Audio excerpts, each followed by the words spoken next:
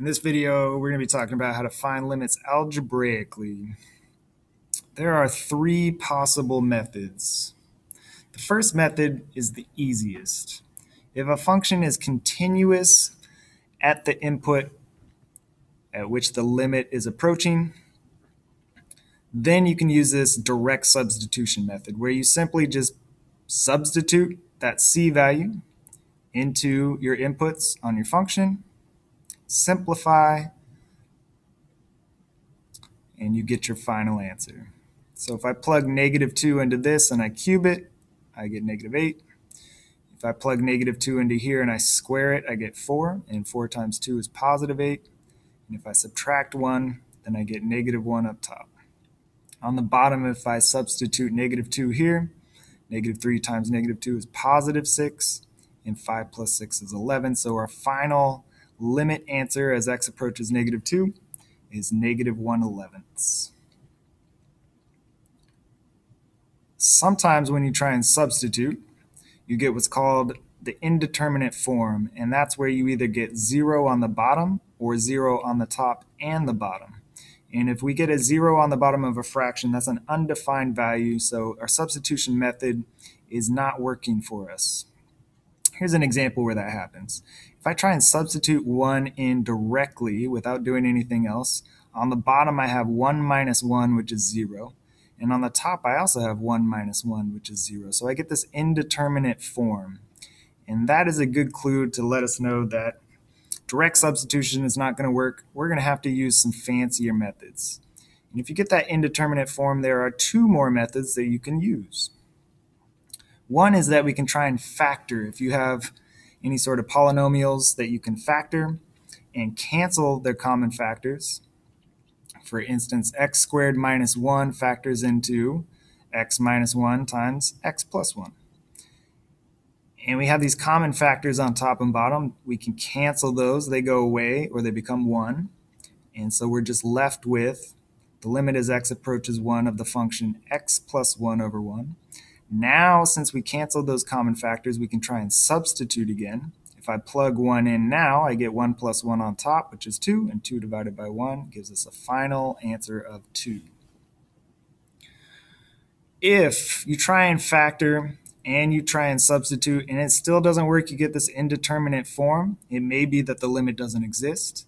It may also be that you haven't factored enough and you have to try and keep factoring before you substitute again. The last method we use whenever we're dealing with radicals. And we use this rationalize method where we multiply by the conjugate. Remember that the conjugate looks just like the term or expression that you're trying to cancel, except the sign right here is the opposite. So if I multiply these two binomials together, I'm going to cancel my square root, which we want to do. I'm also going to cancel the middle terms I get when I FOIL. So I'm just going to be left with the first terms multiplied plus the last terms multiplied. Make sure you know how to FOIL binomials and understand their properties before you try and do this.